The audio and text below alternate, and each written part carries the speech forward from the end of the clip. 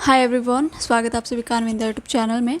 आज हम बात करेंगे बीएड सेकेंड ईयर का नेक्स्ट टॉपिक, जिसका नाम है characteristics of a good assessment.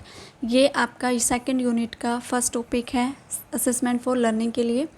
ठीक है, नेक्स्ट वीडियो में हम नेक्स्ट टॉपिक डिस्कस करेंगे। आज कर लेते हैं characteristics of a good assessment. तो चलिए स्टार्ट करते हैं। हिंदी में इसको कहेंगे एक अच्छे आकलन उपकरण की क्या क्या विशेषताएं हो सकती हैं। ठीक है, तो आकलन उपकरण में क्या होगा, बच्चे की जो क्षमता है, जो पढ़ने की जो प्रगति है और जो बच्चे का डेवलप हो रहा है, क्या बच्चा सीख रहा है, क्लास में आने से पहले उसके पास क्या नॉलेज थी, क्लास में आने के बाद उसकी क्या नॉलेज हुई है, क्या उसने डेवलपमेंट किया है, क्या उसने अचीव किया है, कितनी उसकी नॉलेज पड़ी है। ये सब टेस्ट करने के लिए हम क्या करते हैं, एक असेसमेंट टूल बनाते हैं, एक टेस्ट क्रिएट करते हैं। वो टेस्ट कौन कौन से होंगे वो इसी वीडियो में हम डिस्कस करेंगे। ठीक है, आकलन उपकरण छात्रों की क्षमता, प्रगति और विद्यार्थी के विकास को पहचानने का एक भाग है।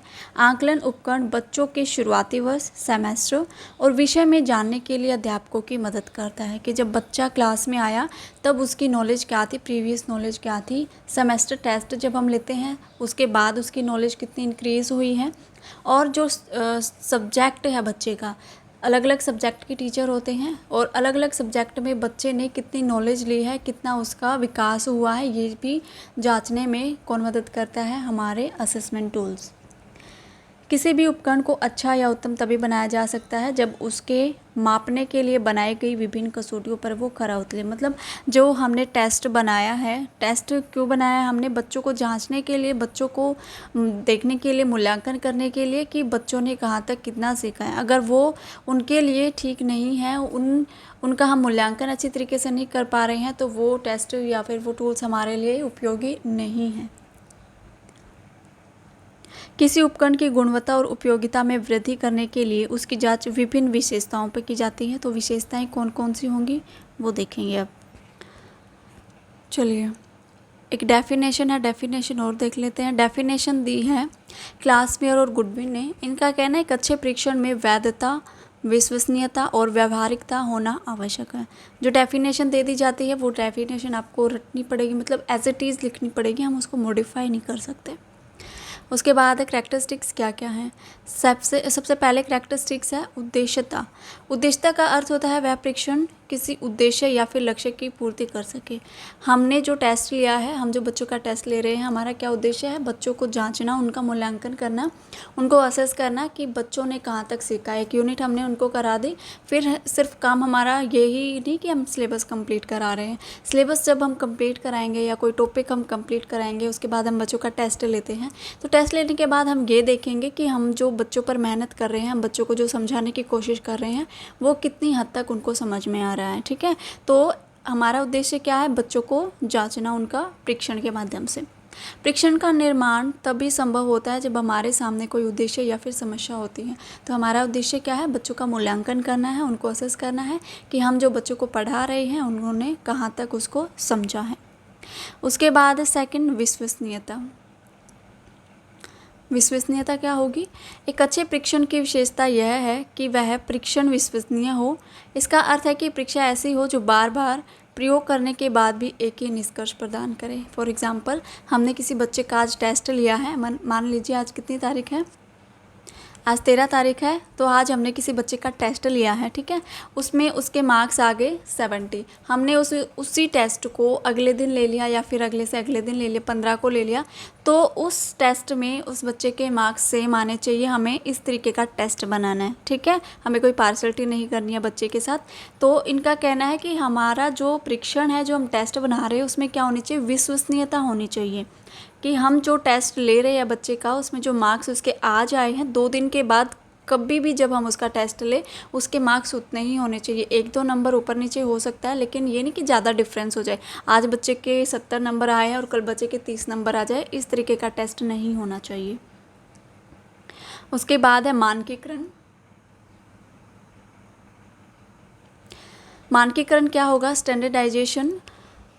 एक अच्छे परीक्षण की तकनीकी विशेषता मानकीकरण है। ये क्या होगा कि यहाँ पर स्टैंडर्डाइज टेस्ट यहाँ पर बच्चों के होंगे, जो अध्यापक होंगे या फिर जो टेस्ट ले रहे हैं, जो परीक्षक हैं, वो एक अच्छा टेस्ट बच्चों के लिए तैयार करेंगे, क्योंकि उनके पास क्या है, एक्सपीरियंस है। स्टैंडर्डाइज टेस्ट वो तैयार करेंगे।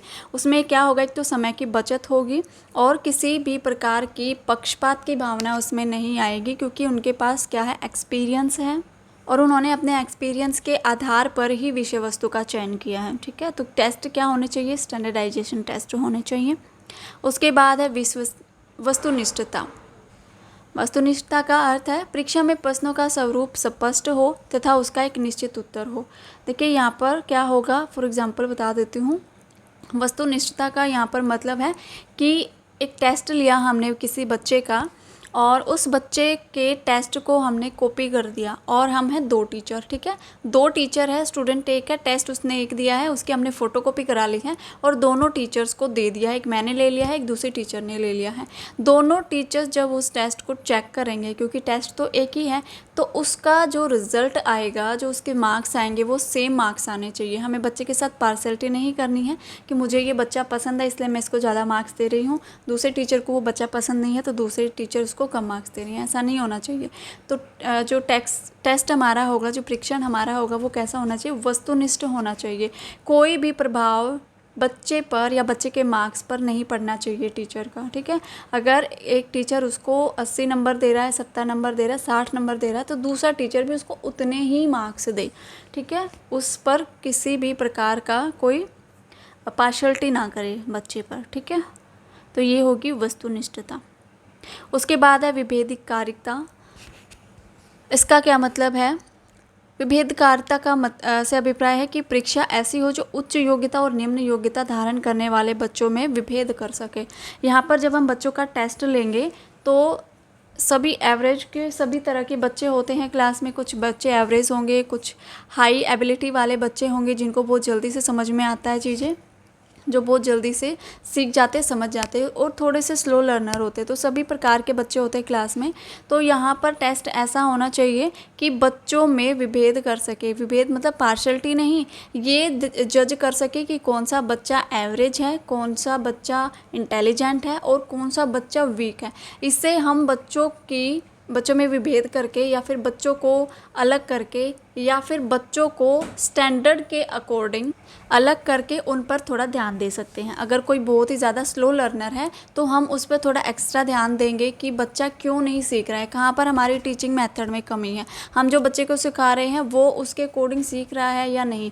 जो बच्चा थोड़ा सा इंटेलिजेंट है तो उस पर हम कैसे ध्यान देंगे। तो क्या होगा, टेस्ट कैसा होना चाहिए, विभेदकारिता होना चाहिए। ठीक है, तो हम ग्रुप स्टडी करा देंगे बच्चों को, जो इंटेलिजेंट है और जो एवरेज बच्चे हैं, बच्चों का हम सर्कल बना देंगे, ग्रुप बना देंगे और उसमें एक इंटेलिजेंट बच्चे को हम शामिल कर देंगे, ताकि वो बच्चा दूसरे स्लो लर्नर्स को जो एवरेज हैं या फिर स्लो हैं उनको अच्छी तरीके से अपनी लैंग्वेज में समझा सके। ठीक है, उसके बाद है वैधता। इससे अभिप्राय है कि परीक्षण उस उद्देश्य की पूर्ति करने वाला होना चाहिए जिसका निर्माण किया गया है, जिसके लिए उसका निर्माण किया गया है। कैसे होगा, हम जो टेस्ट बना रहे हैं, हमारा क्या उद्देश्य है, हम क्यों वो टेस्ट बना रहे हैं। किसी एक गुण को जांचने के लिए हम जिस टेस्ट का निर्माण कर रहे हैं वो उसको फुलफ़िल करे। मान लीजिए हमें एक टेस्ट लिया है और हम ये जांचना चाहते हैं, हम ये चेक करना चाहते हैं कि बच्चे की जो राइटिंग है वो राइटिंग कैसी है। ठीक है, कोई स्लोगन हमने बच्चों से लिखवा लिया या फिर कोई ऐसे टाइप क्वेश्चन हमने बच्चों से लिखवा लिया, तो हमें क्या करना होगा, उस टेस्ट को उसी के अकॉर्डिंग लेना पड़ेगा और हम उस टेस्ट को लेने के बाद ये जज कर पाएंगे कि किस बच्चे की हैंड राइटिंग अच्छी है। अभी मान लीजिए कि हमने राइटिंग जज करनी है और हमने एग्ज़ाम ले लिया या फिर टेस्ट ले लिया ऑप्शन टाइप, तो वो तो जज नहीं कर पाएगा, क्योंकि ऑप्शन टाइप में हम राइटिंग नहीं मैच कर पाएंगे या फिर हम राइटिंग नहीं देख पाएंगे किसी बच्चे की, किसी की कितनी है, कैसी अच्छी, किसकी बुरी है। तो कैसे होगा, तो वो वैधता वाला परीक्षण नहीं होगा अगर हमने ऑप्शन टाइप ले लिया। तो हमें टेस्ट ऐसे लेने हैं जहाँ पर किसी गुण को अगर हम जांचने की कोशिश कर रहे हैं वो उस गुण को अच्छी तरीके से जांच सके। फॉर एग्ज़ाम्पल, आप कॉम्पिटिटिव एग्ज़ाम देते हो तो आपके अलग अलग सेक्शन होते हैं ना, CDP का अलग होता है, जैसे सीटेट है, पेडागोजी के अलग सेक्शन होते हैं। अगर हम पेडागोजी के में रीजनिंग के, मैथ के ऐसे सम डाल देंगे तो हमें क्या पता कि बच्चे का टीचिंग एप्टीट्यूड कितना है, तो कैसा है। तो उसमें क्या होगा, जो टीचिंग एप्टीट्यूड वाले क्वेश्चंस होंगे हम उसमें टीचिंग एप्टीट्यूड ही डालेंगे, ताकि हम ये देख सकें कि बच्चे क्या टीचिंग एप्टीट्यूड कैसा है, कैसे वो बच्चों को मैनेज करेगा, कैसे वो बच्चों को पढ़ाएगा। ठीक है, तो वैधता क्या है, जिस गुण को हमें मापना है, जिस गुण को हमें जांचना है, हम उसी के अकॉर्डिंग टेस्ट का निर्माण करें। उसके बाद है व्यवहारिकता। परीक्षण की यह विशेषता परीक्षण के व्यवहारिक पक्ष से संबंधित रखती है। इसके अंतर्गत आकलन विधि का संबंध अधिगम के समस्त लक्ष्यों से होता है। तो जो टेस्ट हम बच्चों का ले रहे हैं वो कैसा होना चाहिए, परीक्षण कैसा होना चाहिए, बच्चों की रियल लाइफ से रिलेटेड होना चाहिए, व्यवहारिक बच्चों से होना चाहिए। अगर किसी बच्चे का हम टेस्ट ले रहे हैं, पूरी क्लास का हम टेस्ट ले रहे हैं, तो उनकी रियल लाइफ से रिलेट करके टेस्ट होना चाहिए। ये नहीं कि हम टेस्ट ले रहे हैं और बिल्कुल हायर अपर क्लास का हम टेस्ट लेंगे, बच्चे उस एज के हैं नहीं और बच्चों की रियल लाइफ में उन्होंने इस तरीके का कोई चीज़ देखी ही नहीं है, तो वो मैच नहीं होगा, वो स्टेबल नहीं होगा बच्चों के अकॉर्डिंग।